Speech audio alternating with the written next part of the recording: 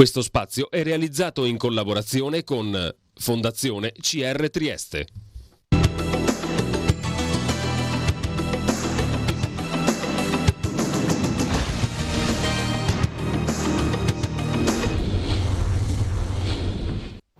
Bentrovati a un nuovo appuntamento con Trieste in diretta per parlare del progetto Cave, l'ecosistema della pietra di Aurisina verso il museo diffuso delle cave e della pietra. Lo facciamo con il sindaco di Duino Aurisina, Igor Gabrovec, ben trovato. Buonasera a tutti. E con Fabiola Faidiga, presidente dell'associazione Casa Cave, ben trovata. Buonasera. Sindaco, parlare di cave, di pietra a Duino Aurisina significa parlare della storia del vostro comune da un punto di vista del lavoro, della lavorazione della pietra, ma anche della possibile arte che ne scaturisce da questa pietra straordinaria. No, sicuramente la pietra e le cave sono uno degli elementi identitari di Duino Aurisina, del Carso, del nostro territorio. Le cave, che se rimaniamo ad Aurisina, hanno 2000 anni di storia, quindi un'escavazione che parte da molto lontano, dall'epoca romana, si è sviluppata nei secoli, è stata sempre un elemento importante dal punto di vista economico, sia l'escavazione che la lavorazione. Oggi assumono nuova identità, nuova importanza attraverso la promozione di percorsi, di una riscoperta, di cave dismesse anche che diventano teatri, diventano luogo per concerti, diventano anche un po' archeologia industriale, se riprendiamo un po' quella che era la tradizione vecchia dell'escavazione, quindi i macchinari vecchi.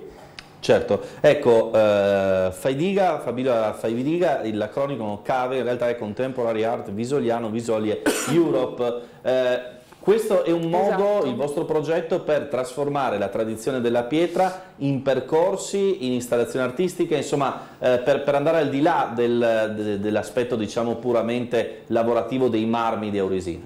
Sì, da alcuni anni con la rassegna L'Energia dei Luoghi, scusatemi la voce, come associazione abbiamo proposto un diretto collegamento con il territorio, con gli abitanti, in particolare con le aziende marmifere e con le cave.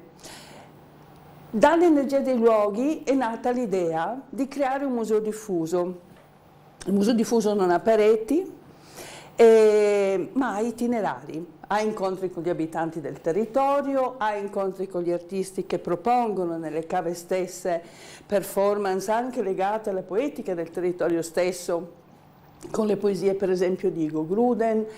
E queste iniziative nell'arco di alcuni anni hanno portato a concepire l'idea di sviluppo territoriale attraverso Kamen. Kamen è il nuovo nome del museo diffuso.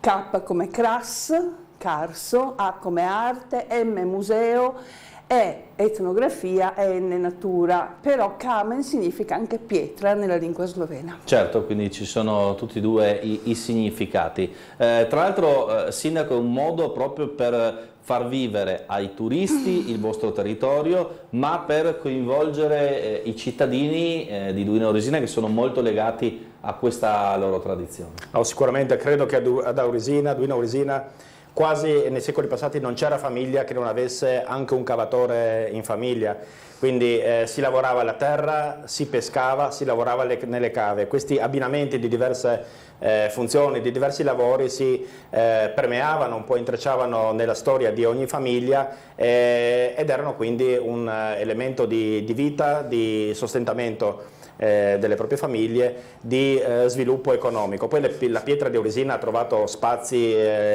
in ogni città d'Europa e anche molto più lontano, quindi una pietra di qualità che è stata elemento di costruzione, oggi è anche e soprattutto un elemento decorativo, riscoperta nell'artigianato artistico, nel recupero dell'edilizia carsica, nella pietra vista come qualità e non soltanto come materiale, altrimenti potrebbe bastare il cemento, ecco, in questo senso. Certo, con Fabiola Faidiga per spiegare anche i 3 eventi del 2023, 2 itinerari e una mostra. Partiamo dagli itinerari, perché si parlava di museo diffuso proprio perché si va sul territorio a vedere, a scoprire le cave. Ho visto anche delle immagini del castelliere di Slivia, sì, immagino, esatto, che rappresenta rappresenta invece la storia arcaica di quel territorio, sempre raccontata attraverso la pietra e quelli che sono i reperti rimasti. Certo, il progetto Cave comprende diversi itinerari, in primi sono stati fatti questi due, organizzati da Esplore e l'associazione di guide naturalistiche con le quali collaboriamo da diversi anni, e hanno affrontato sia il Castelliere di Slivia in particolare, e poi sono scese accompagnati un grosso, fra l'altro, gruppo di persone, hanno potuto scendere accompagnati dal geologo Marco Manzoni della Zenitci, proprio nell'antica cava romana, che però è ancora in essere, nel senso che è ancora usata, è ancora lavorata, ma non in fine settimana. E quindi in questo frammezzo, diciamo, la cava inizia ad essere in rapporto con la gente, col pubblico, con i curiosi, ma soprattutto con la cultura del territorio. Quindi il primo itinerario geopasseggiando a Slivia, passando proprio in rassegna quel territorio del Castelliere, e il secondo invece appunto sulla cava romana. Spieghiamo un po' che tipo di percorso si fa e anche se è possibile ancora farli, se si può prenotarsi. Certamente si può prenotare direttamente chiamando Esplore, che ha il contatto diretto con la cava romana, chiamando anche Casa Cave, chiamando anche il comune tramite la pagina Facebook Camen, che è la pagina che è stata attivata sul Museo Diffuso, e quindi chiedendo quando sono previsti gli itinerari. Sono itinerari che sono anche in collaborazione con Trieste Green, quindi col Galcarso, quindi ci sono più realtà che si stanno interessando di questo tipo di possibilità e di esperienza e di promozione territoriale, chiaramente. Ed è un'esperienza veramente eccezionale, perché nessuno in realtà, se non gli operai, erano mai scesi nelle cave romane, nelle antiche cave romane. Certo, Sindaco, un modo per promuovere anche un intero territorio, perché ci si organizza magari l'itinerario e poi c'è la possibilità di scoprire per esempio la parte costiera di Duino Aurisina, quindi la parte mare, ma anche l'enogastronomia del territorio, quindi tutto il tema del vino, delle osmize, del territorio vissuto davvero in qualche modo anche per i turisti. No, certamente la cava in questo caso è un trampolino di lancio per richiamare, un trampolino di recupero, se vogliamo, per richiamare l'attenzione dall'esterno. Un museo diffuso, come ha detto Fabiola, non ha pareti e di conseguenza non ha limiti, quindi parte dalla pietra, dalla tradizione della pietra, dall'escavazione, da tutto ciò che si collega fino ai geositi, della geologia, in ogni frangente, l'etnologia anche, per poi arrivare appunto a raggiungere le osmize, le cantine che sono anche scavate nella pietra, per raggiungere il mare attraverso il quale la pietra prendeva gli spazi, la strada per il mondo, per promuovere un territorio che ha tantissime cose da offrire. Duino Aurisina in particolare, se vogliamo rimanere sulla pietra, ha anche un grande progetto che sarà sicuramente di richiamo a livello regionale e internazionale, il progetto del sito paleontologico del dinosauro Villaggio del Pescatore, un sito che già oggi è un unicum, sono stati ritrovati esemplari fossili di adrosauri unici a livello europeo e molto rari anche a livello mondiale, un sito, un museo, anche quello che sarà immaginato a cielo aperto e diffuso, che in altre parti del mondo, posto così, richiama almeno 500.000 di visitatori all'anno, quindi un volano di lancio che dalla pietra, da ciò che la pietra nasconde e racchiude. Ricordiamo che anche le pietre di Aurisina, il marmo di Rosina non nasconde dinosauri ma piccoli fossili. Ecco, quello che vediamo noi, le macchioline, la bellezza della pietra di Aurisina, come anche quella di Morupino e delle altre cave, è dovuta al stratificarsi, al sedimentarsi di milioni di anni di storia del nostro territorio. Ecco, poi c'è la mostra invece Storie di pietre, marmi di Aurisina, allestita da Porto Piccolo Art Gallery. Sì, questa è una bellissima mostra, fra l'altro è una mostra multisensoriale e multimediale, organizzata dalle Vie delle Foto e Linda Simeone, e si potranno sia vedere più di 30 fotografie fotografate da 9 fotografi che hanno partecipato proprio al primo workshop all'interno della cava. Li nomino con piacere, sono Paolo Bullo, Dario Buttazzoni, Riccardo Ciriello, Stefano De Faccio, Ivano De Simon, Terry Manfrin, Massimiliano Melchiorre, Luca Meroi e Stefano Stell. E quindi io invito presso la Porto Piccolo Art Gallery di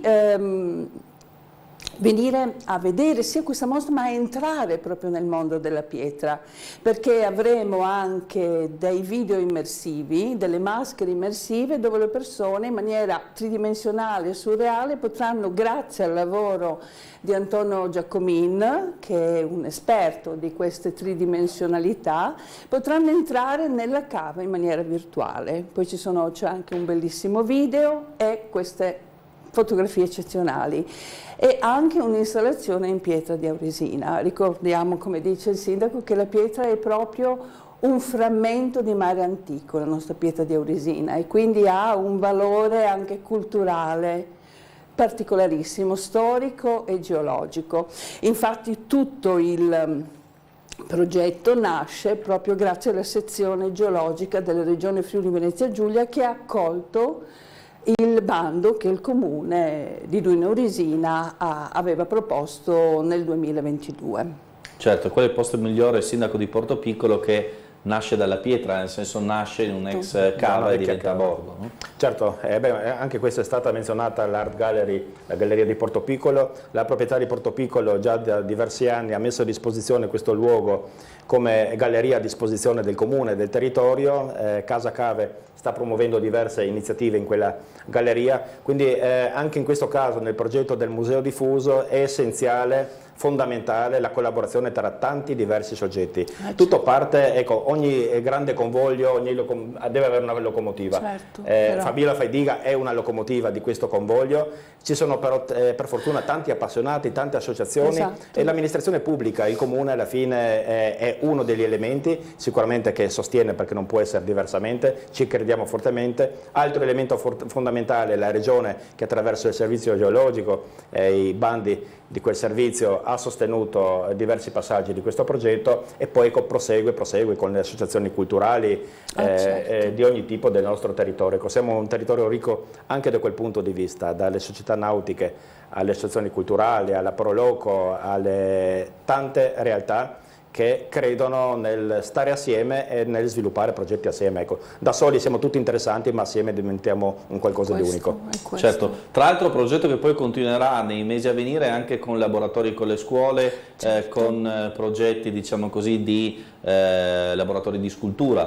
Certo, collaboratori con le scuole, avremo anche un seminario nel progetto Cave che parlerà di musei diffusi, avremo delle nuove edizioni di un testo che finora è solo in lingua slovena, ma che verrà tradotto anche in italiano, e quindi grandi movimenti proprio culturali in rapporto anche con il Circolo Culturale Sloveno e quindi la comunità slovena, che danno un grandissimo contributo allo sviluppo di questo progetto, in quanto conoscono benissimo tutta la storia e l'etnografia legata alle cave. Quindi speriamo che dal museo diffuso senza pareti, magari col tempo, si arrivi anche a un reale museo diffuso che possa avere anche una sede centrale con le pareti. Bene, ecco, mi viene da chiedere al sindaco, però, visto che abbiamo parlato tanto di cave, quanto pesano ancora come attività sul territorio di estrazione, di lavorazione, cioè perché c'è una parte chiaramente ancora attiva, non c'è solo, diciamo, la parte culturale di corredo, è ancora un'attività.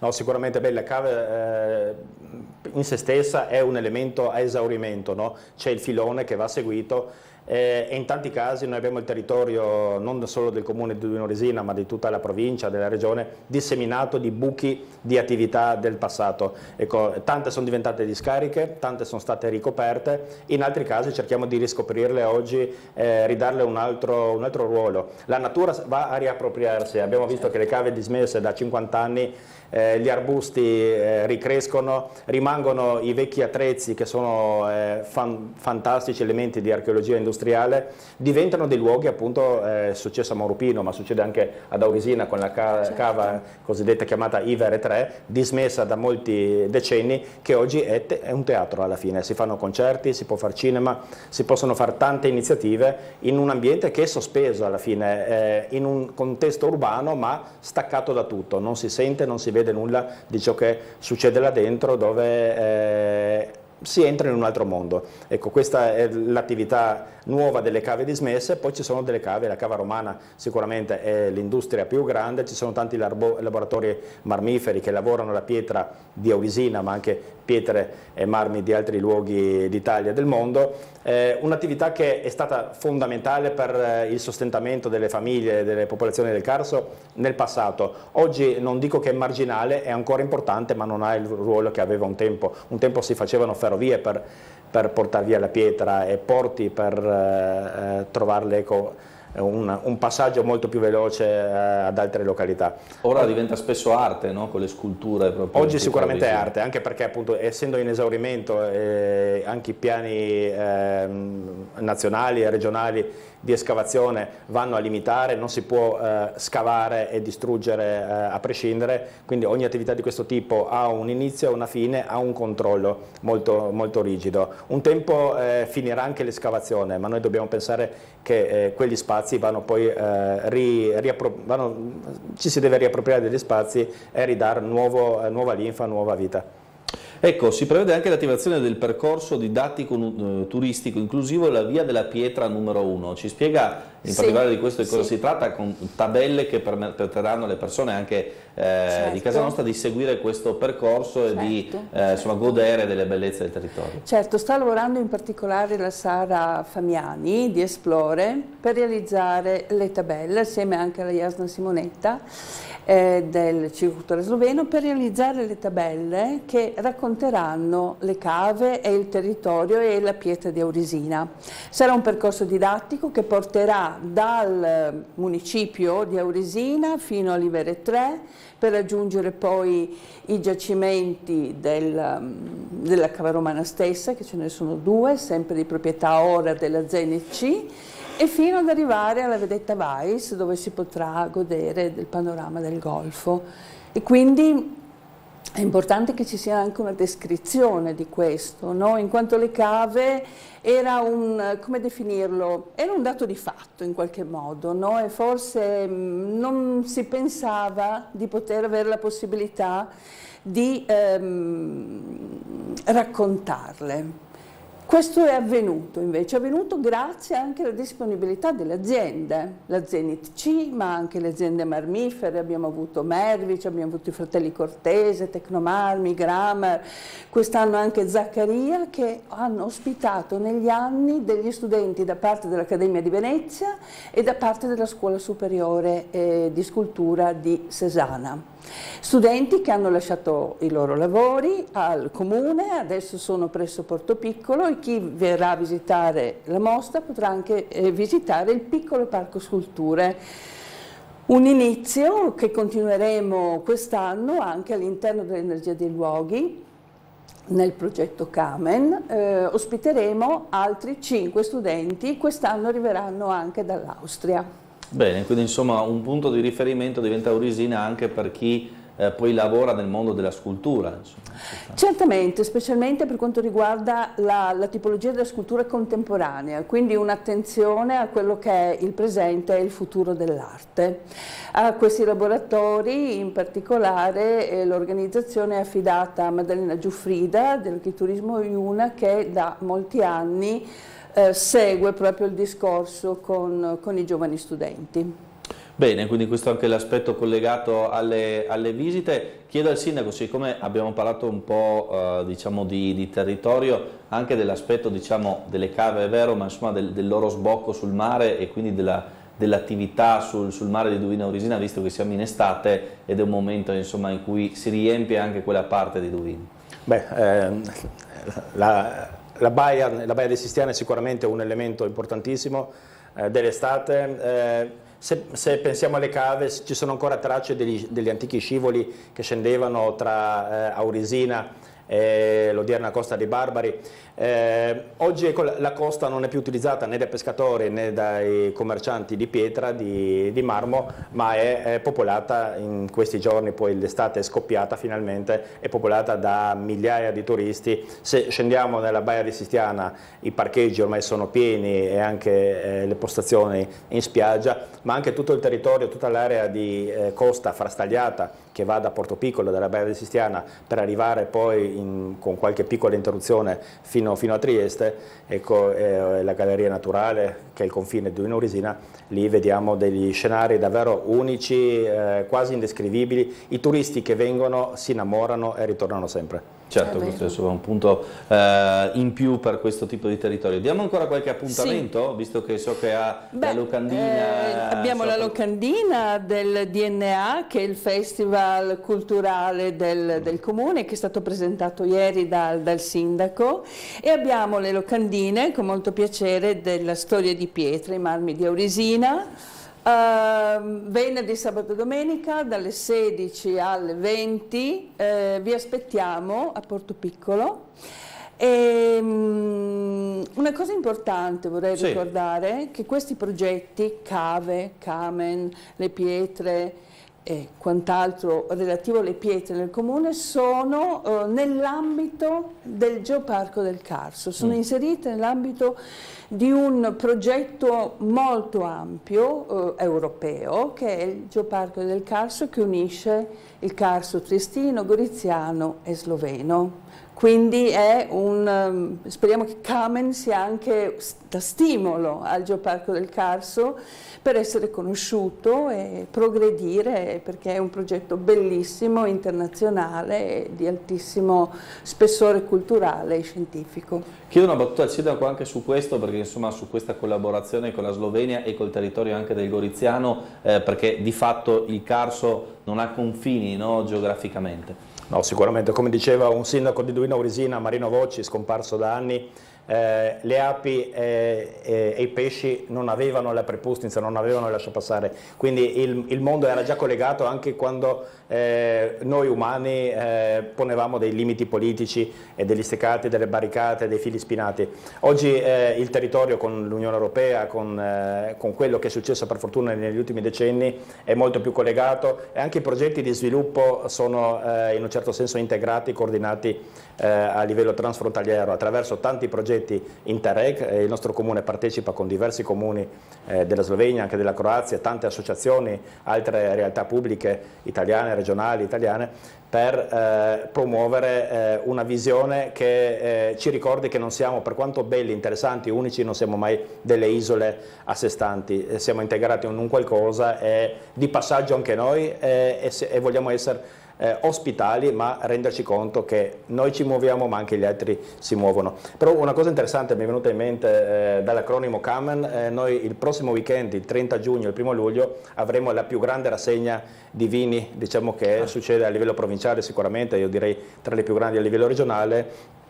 La rassegna Vitowska e Kamen, quest'anno alla 17ª edizione, si terrà il 30 giugno, venerdì, e il 1 luglio, sabato, al Castello di Duido, che è la location per eccellenza per questo tipo di iniziative. Dicevo Kamen perché anche la Vitowska ha trovato un affinamento molto originale nei tini di pietra. La Vitowska Kamen appunto è la Vitowska che viene affinata nelle botti di pietra e nel sottosuolo. Cosa dà in più al vino? In certi momenti bisogna avere anche della fantasia e crederci, no? È un po' la novità, è una cosa sempre essenziale. Sicuramente il vino, che è un qualcosa di vivo, e va anche a scavare, si nutre anche dei minerali della pietra, si arricchisce sicuramente di una stabilità del clima, quindi della temperatura dettata dalla pietra. Poi la pietra sotterrata, quindi la pietra dentro nella terra, con il vino incorporato dà una stabilità e un affinamento che diventa un qualcosa di particolare. Io l'ho assaggiata, sicuramente il prezzo è alto, sì, ma va provata. Come ogni cosa buona, ecco, non bisogna esagerare nel vino. Io dico sempre, preferisco bere un bicchiere che costa come 1 litro piuttosto che farmi male con 1 litro di vino. Ecco, no, perché mi ricordo che c'erano delle iniziative in Friuli sul Coglio del vino affinato in anfore romane, poi abbiamo quello sulle dighe di Trieste sott'acqua, se non sbaglio, sì, no? il Prosecco Audace. Il Prosecco Audace, e poi abbiamo insomma la Vitosca di Duino Orisina all'interno della pietra omonima, che insomma mi sembra bisogna sempre stupire e offrire novità a chi ha già tutto. Ecco, siamo una società nel bene e nel male ricca e a volte annoiata. Ecco, bisogna trovare novità nonostante si abbia alle spalle centinaia di migliaia di anni di evoluzione. Certo. Ecco, c'è sempre qualcosa di nuovo da riscoprire, a volte traendo anche un po' il beneficio da quella che era la tradizione e la storia.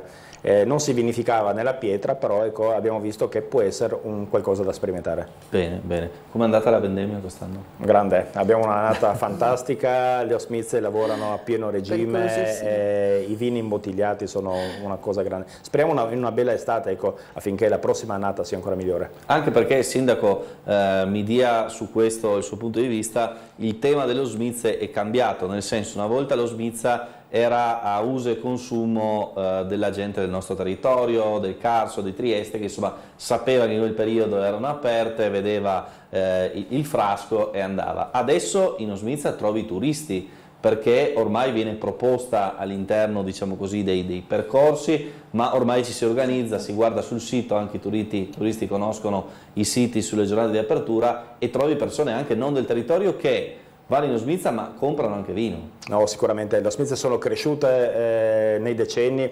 Un tempo si beveva nelle Osmize vino che oggi potremmo definire imbevibile. A buon prezzo, si mangiava poco. Il famoso cancheron. Si beveva molto e si mangiava poco. Oggi è il contrario. Si beve poco, bisogna bere bene, bisogna bere con attenzione e soprattutto puntare sulla qualità. Le Osmize che lavorano oggi sono quelle che lavorano in qualità. I turisti vogliono vivere l'Osmiza Experience, le cercano, sanno già che cosa chiedere, vogliono vedere poi dei luoghi tipici. L'Osmiza nasceva nel concetto di cortile aperto al pubblico per pochi giorni all'anno.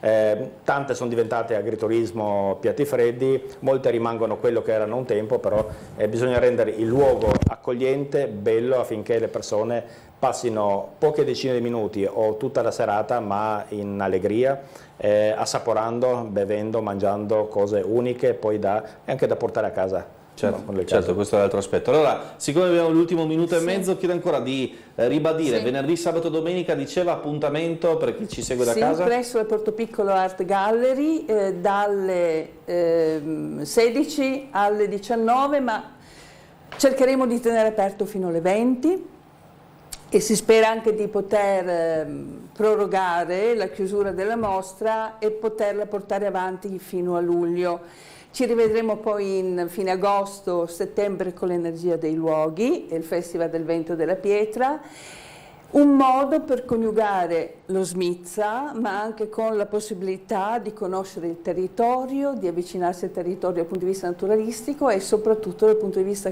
culturale, con un'attenzione alla ricerca contemporanea. Benissimo, grazie allora ad entrambi. Trieste in diretta continua, restate con noi.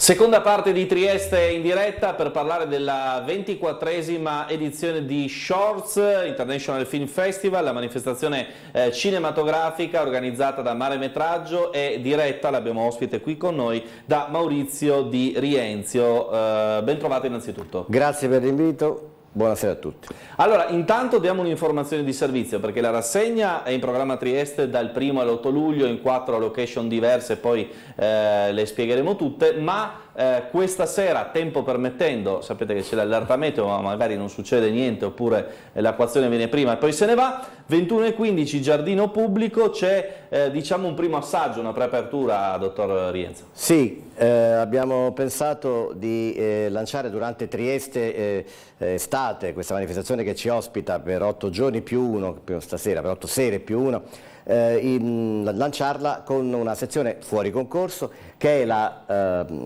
selezione di 7 dei molti corti segnalati e premiati l'anno scorso dall'European Film Academy, quindi 7 corti europei di vari paesi prestigiosi che sono andati a tanti festival, ed è un assaggio per il pubblico. Sono anni che noi abbiamo questo rapporto con l'European Film Academy che ha sede a Berlino, gli Oscar europei del dicembre, a tutto il grande cinema eccetera eccetera, e questo ci fa molto piacere.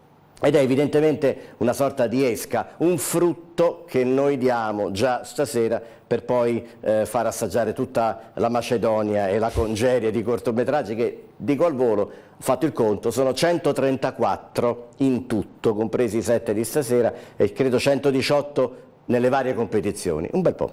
Quindi veramente tanti. Mentre vediamo alcune immagini di alcuni di questi cortometraggi che poi diventano sempre più particolari, perché da una parte c'è l'utilizzo dei droni, dall'altra c'è questa parte invece grafica, a me viene da dire un po' da cartone animato, ma insomma c'è un po' di tutto, no? Esatto, è vero, i vari generi, la realtà entra molto, ci sono alcuni corti strettamente documentari, ma alle volte il racconto della cosiddetta finzione che ricostruisce la realtà si intreccia alla realtà stessa, come accade nel grande cinema e anche nel documentario, non solo italiano. Quindi i cortometraggi sono un territorio, non solo una palestra come si dice, ma lo sono ormai poco, sono un territorio di sperimentazione, di narrazione, oltretutto che si dovrebbe confare, appunto, adattare a quelle che le esigenze, a quelle che sono le abitudini della visione di oggi, che sono sempre più compulsive, sempre più veloci. Ma non parliamo di un'epoca post videoclip, i cortometraggi, il cinema è nato col cortometraggio, i fratelli Lumière e Méliès, i famosi primissimi cortometraggi di 100, quasi 30 anni fa. Quindi il cortometraggio ha un suo stile, noi ne scegliamo di durata massima di 20 minuti e anche brevissimi, e quindi siamo in un settore, potremmo dire, onnivoro, eterogeneo, con corti in tutto per shorts quest'anno da 43-44 paesi del mondo. Non vorrei dire una stupidaggine, ma in un caso c'è l'abbattimento di un manufatto che riguarda la Ferriera o non c'entra niente? No, non ho guardato di c'è un video in cui si vede l'abbattimento del manufatto, mi è venuto in mente che magari era un corto di casa nostra, non so. Potrebbe, no, non credo, ma comunque è bello che le sia venuto in mente qualcosa, che vuol dire che le ha stimolato, quel corto le ha stimolato qualcosa di importante, perché sono corti che parlano evidentemente di cose specifiche di alcuni paesi magari, però ciascuno ci può ritrovare la realtà proprio di sotto casa, perché no? Dall'immagine al cervello. Vabbè, comunque abbiamo detto location, giardino pubblico Muzio dei Tommasini, Teatro Miela, Casa del Cinema e Sala Xenia, che è la sala su Riva 3 novembre tra sostanzialmente il Caffè Tommaseo e la chiesa greco-ortodossa, per dare un punto di riferimento a chi ci segue da casa. Esatto, all'angolo di via Mazzini sul mare, insomma, così, che è un po' meno nota con il nome, ma poi ci si capisce subito. Di Rienzo, allora andiamo intanto a capire quelle che sono le sezioni, a partire da quella più tradizionale, che porta il nome di Maremetraggio, come è nato un po' Shorts. 24esimo anno, è stato Maremetraggio per molti anni, e in questi ultimi anni in cui si chiama Shorts e invece Maremetraggio la sezione guida. Fino all'anno scorso era l'unica sezione, insieme a Kids and Teens, di cui parleremo dopo, che accorpava tutti i cortometraggi in concorso, ma erano troppi, abbiamo pensato. Massimiliano Nardulli, che è il curatore della selezione, naturalmente in sinergia con me, ma è il vero rabdomante, il periscopio dei cortometraggi del mondo, ha pensato, e noi abbiamo accettato molto volentieri, che l'idea di creare 4 punti cardinali, quindi 3 più 1, Maremetraggio più altri, ridurre il numero dei cortometraggi a Maremetraggio, che saranno 50 quest'anno, ridurlo, volesse dire anche rendere ai giurati stessi, forse anche al pubblico, perché c'è un premio del pubblico, un po' il lavoro un po' più semplice, cercando anche di condensare la scelta di corti che sono anche in prima italiana, ma molti hanno vinto tanti premi all'estero. Quindi Maremetraggio è una sezione anch'essa eterogenea, mi ripeto con questo vocabolo, ma è un po' il filo conduttore, di corti che vengono da tutti i continenti. Ce n'è anche uno di Trinidad e Tobago, uno direbbe, Dio mio, ma che cosa sono quelli due isolotti? Beh, anche da lì, dal Kenya, perché ci sono cinematografie che riescono a fare delle cose di questo tipo e poi il lungometraggio magari con difficoltà. È sempre più ampio il mondo del corto, quindi 50 corti nella sezione maremetraggio.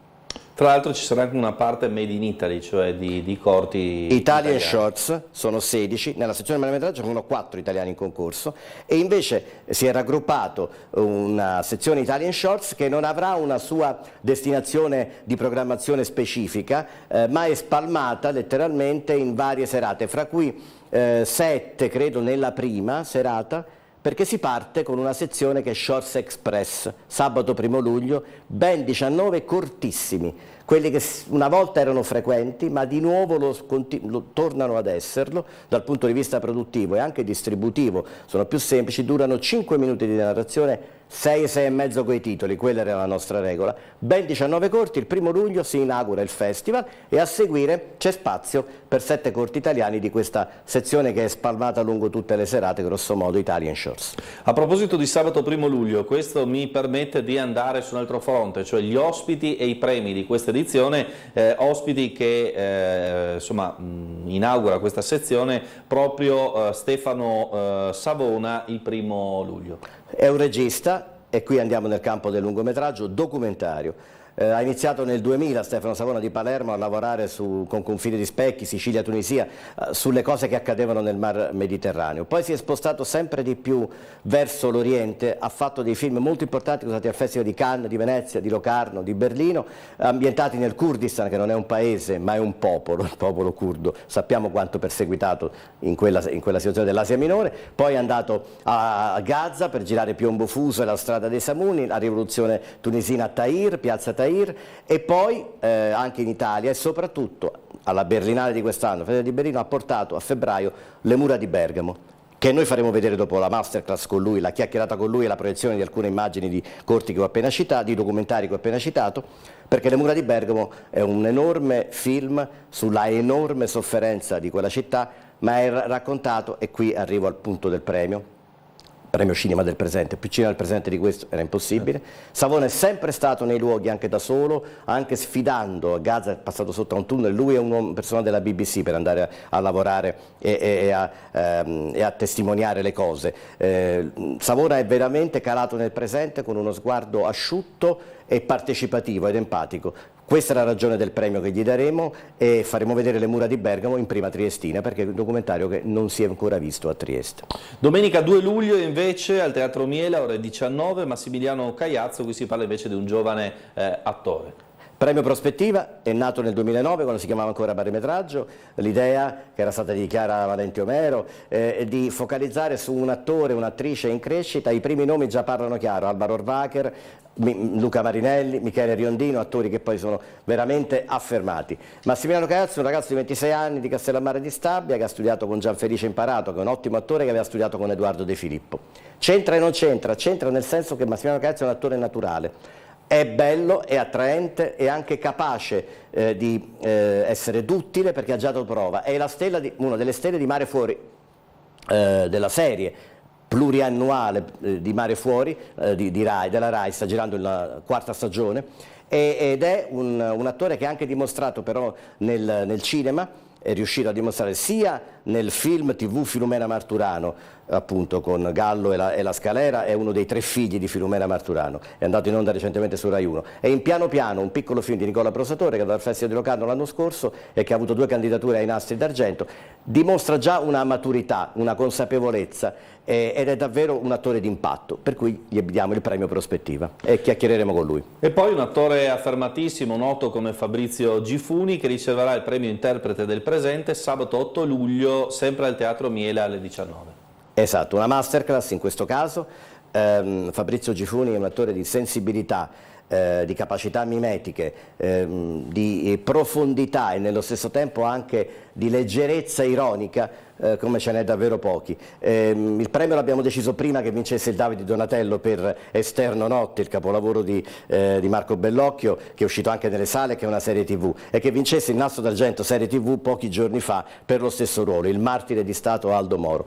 Gifuni, che peraltro molti ricordano aver interpretato anche negli anni De Gasperi, Papa Paolo VI, e Franco Basaglia, siamo a Trieste, e lui è legatissimo nel film. C'era una volta La città dei matti di Marco Turco del 2010, in 2 parti, film per la televisione, lui è legatissimo. Io me lo ricordo nella Meglio Gioventù, dove c'erano 3 attori che poi sono diventati tutti e 3 big. Esatto, Boni, Locascio e Gifuni, ne parlavamo prima, perché sono tutti e 3 sono diplomati all'Accademia d'Arte Drammatica Silvio D'Amico e sono rimasti amici fraterni nel senso letterale del termine, e sono 3 dei più grossi attori di quella generazione, dei cosiddetti freschi cinquantenni, potrei dire. Ecco che Gifuni in Esterno Notte ha ribadito quello che già aveva affermato in una carriera anche multiforme. Rivedremo nella masterclass, rivedremo alcune scene del Capitale umano di Virzì, della Belva, in cui pochi anni fa si è trasformato in un reduce fuori di testa da 30 anni di operazioni militari pazzesche,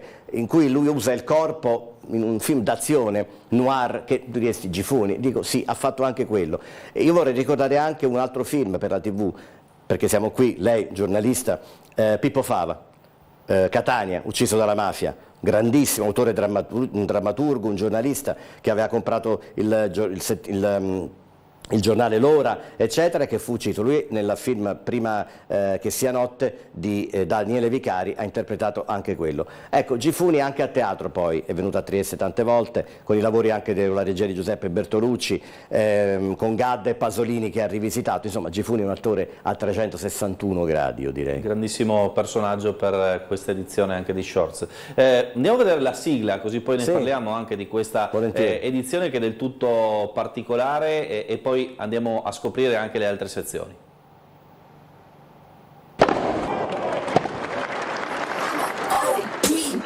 Know that the ride or die. I keep boys by my side. Know that the ride or die. I keep boys by my side. OG boy. Day we hustle, but the night we OG boy. Know that the ride or die. I'm a OG boy. Know that the ride or die. I keep boys by my side. Know that the ride or die. I keep boys by my side.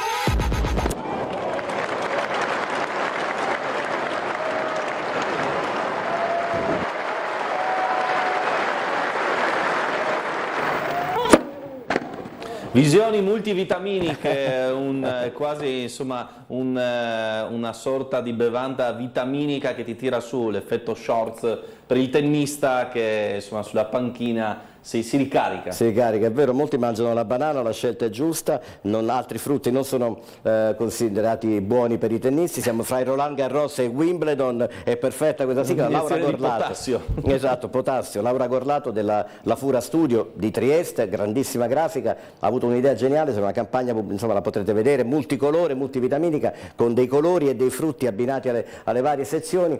E io sono molto contento di questo, perché offriremo anche al giardino pubblico, stiamo organizzandoci per offrire un kit, insomma qualcosa che abbia a che fare con questa multivitaminicità del festival, che è così, deve essere eclettico e quindi offre diverse vitamine a seconda di quelle che cerchiate voi, pubblico, con le varie sezioni. Poi nel festival la sezione Shorter Kids and Teens, di cui siamo particolarmente orgogliosi. Manuela Morana la cura e ha effettuato un percorso propedeutico a marzo ed aprile qui con i studenti, circa 400-500 addirittura in prima battuta, e poi via via, di Gorizia, delle scuole di Trieste e Gorizia, perché ha praticamente selezionato i cosiddetti selezionatori dei film. Ha proposto una serie di film ai ragazzi che sono stati educati all'immagine, un po' meglio a scrutare i segreti dei corti, e poi 8 o 9, non ricordo mai, di questi ragazzi sono stati selezionatori loro in realtà dei film 10+10, 10 per i kids, bambini dai 6 ai 10 anni, e 10 per i teens, ragazzini dagli 11 ai 15, che in 2 pomeriggi al Teatro Miela dalle 17 verranno visti, dibattuti, votati, in un frastuono piacevolissimo, specie per i kids, che c'è ogni anno, accompagnati dai genitori o anche lasciati liberi di godere da soli di questa esperienza. Quindi è una sezione dedicata a loro, ma non aspettiamoci solo cartoni animati, e film così divertenti. Ci sono anche tanti film particolari che affrontano i temi della preadolescenza e dell'adolescenza e che sono di immediata comprensione per l'empatia dei giurati, potremmo dire, perché poi i selezionatori continuano a essere giurati, diventano giurati insieme a un centinaio circa ogni pomeriggio di altri coetanei. Ecco, ci sarà anche un collegamento tra questa edizione di Shorts e la realtà virtuale. Lei ne ha parlato nell'intervista a Tele4 per il telegiornale, parlando del fatto che su questo fronte seguite di pochissimo il Festival del Cinema di Venezia, se non sbaglio, su questo fronte. Sì, perché a settembre c'è il Festival del Cinema che ha un suo laboratorio enorme, importantissimo, è stato il primo festival in Italia, ci mancherebbe che non fosse Venezia, a avvicinarsi 6-7 anni fa credo alla realtà virtuale, alla VR cosiddetta, e a tutte le sue trasformazioni che sono continue, incessanti. Antonio Giacomin, a cui sono molto grato, che è friulano doc e anche lui viaggiatore indefesso attraverso i percorsi, anche l'istituzione di laboratori, ce ne sarà uno qui, un laboratorio, un'istruzione per l'uso del visore, del cosiddetto visore, per vedere i film. 5 VR in concorso e anche un panel, cioè un convegno dedicato alle nuove frontiere tecnologiche e narrative, perché si parla tanto di intelligenza artificiale che ci sta creando la vita, di multiverso. Beh, la VR sta in mezzo e si orienta, è già obsoleto quello che era vero e velocemente attuale 3 anni fa. Però quello che volevo sottolineare è che l'anno scorso c'è stata molta gente che è venuta a fare i turni 4 giorni, 4 pomeriggi per vedere questi corti con i visori. Tu dirai, vabbè, ma è una visione praticamente individuale. Sì, lo è, ma come in queste sedie girevoli, io sto qui col visore, lei sta là con l'altro visore e vediamo contemporaneamente lo stesso film dal primo momento.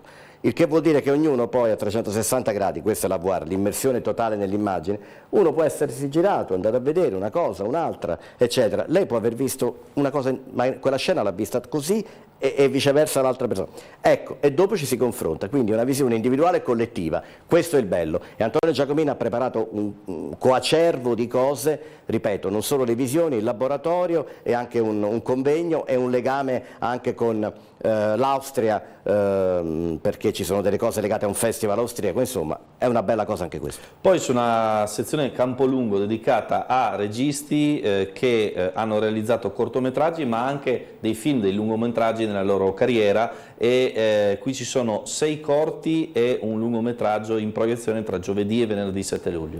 Esatto, giovedì 6 e venerdì 7 luglio, è un'innovazione, è una sezione che è curata da Beatrice Fiorentino e Massimo Causo, a cui ho partecipato volentieri nella sua facitura, perché credo che colga nei 2 dialoghi che ci saranno con Adriano Valerio, un regista di Milano, abbastanza giovane ancora, che vive a Parigi e che ha avuto esperienze in tutto il mondo di cortometraggi, anche del lungometraggio che ha girato, colga il senso del passare dal corto al lungo ma poi ritornare al corto, come lui ha fatto, perché il suo lungo è Banat, che era la settimana della critica di Venezia del 2015, fra Italia e Romania.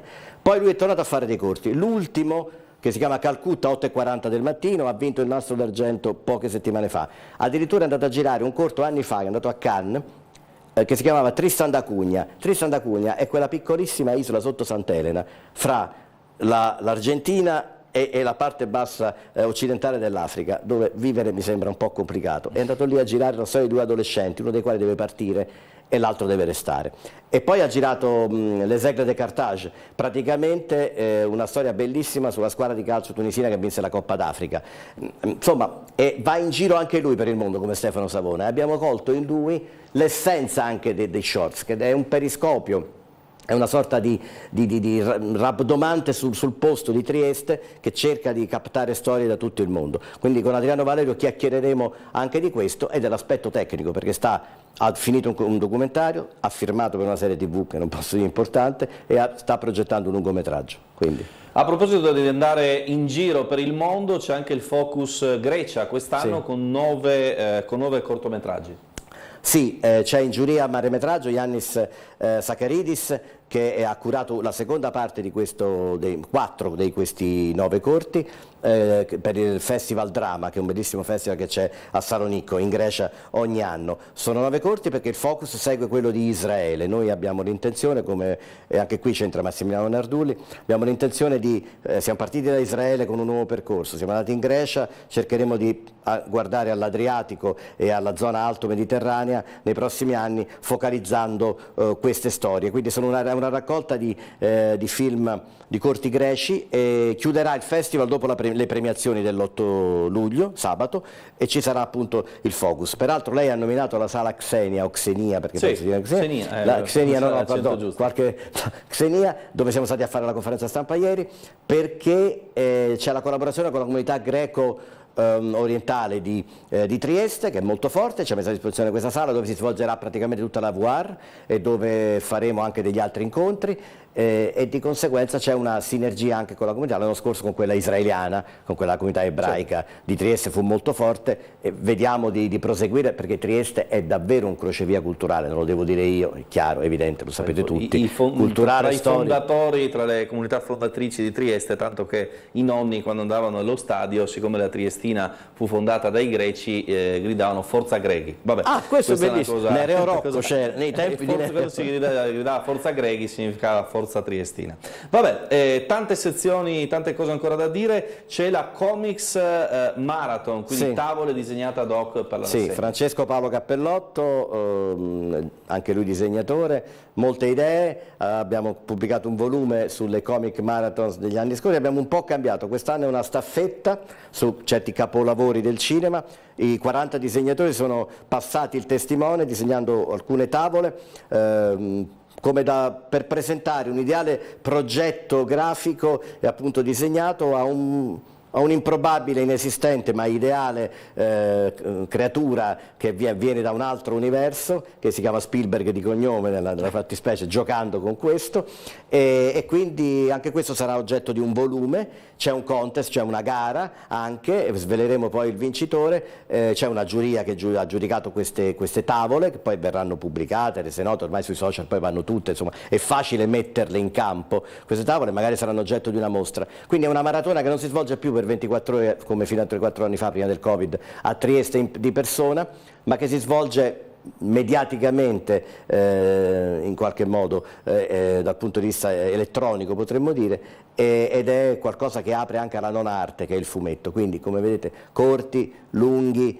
insomma, e anche il fumetto a noi interessa spaziare senza esagerare. Certo, poi c'è anche un tour guidato che ritorna esterno giorno, quindi per la possibilità di andare sul territorio a scoprire questioni legate ai set cinematografici. Sì, Elisa Grando, giornalista di Trieste, il 1° luglio mi pare, perché deve anticipare. Sabato 1° luglio alle 9:30. Esatto, c'è una gita sui luoghi dei film di fantascienza e un po' fantasy potremmo dire, girati, fra cui il ragazzo invisibile Salvatore, che è qua come sappiamo tutti con Favino a girare un altro film. Salvatore evidentemente ha scelto Trieste, nato a Napoli, cresciuto praticamente a Milano, ha scelto Trieste come sua seconda / terza città, e quindi un giro sui set più interessanti e sui luoghi più interessanti. Poi Trieste è una città dove serie e film si continuano a girare in maniera esponenziale, aumentano, siamo molto contenti, quindi non c'è che l'imbarazzo della scelta per una gita a piedi. Che tra l'altro Salvatore scelse, se non sbaglio, proprio l'ex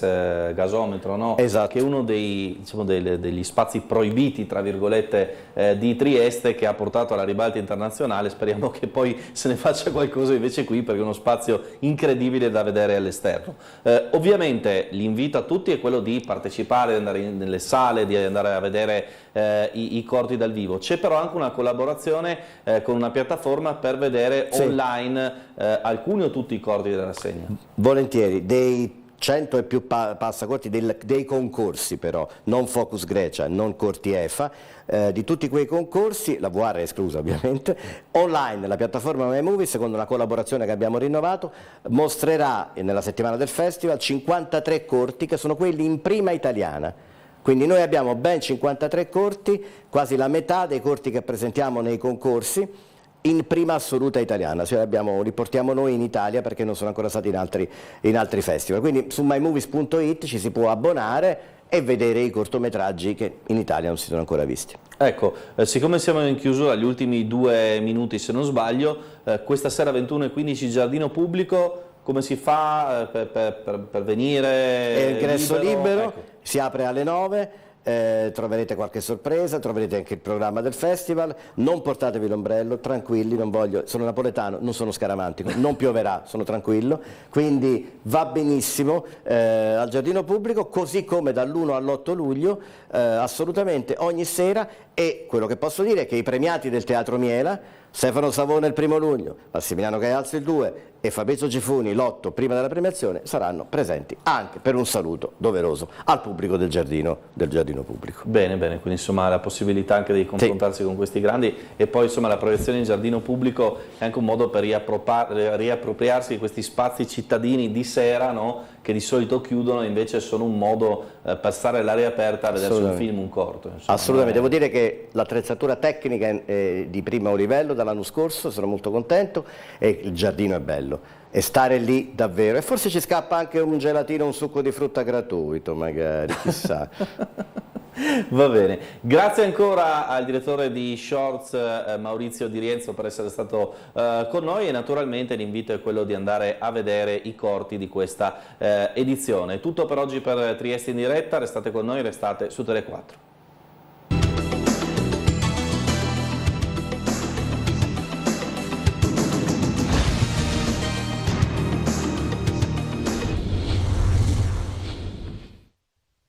Questo spazio è realizzato in collaborazione con Fondazione CR Trieste.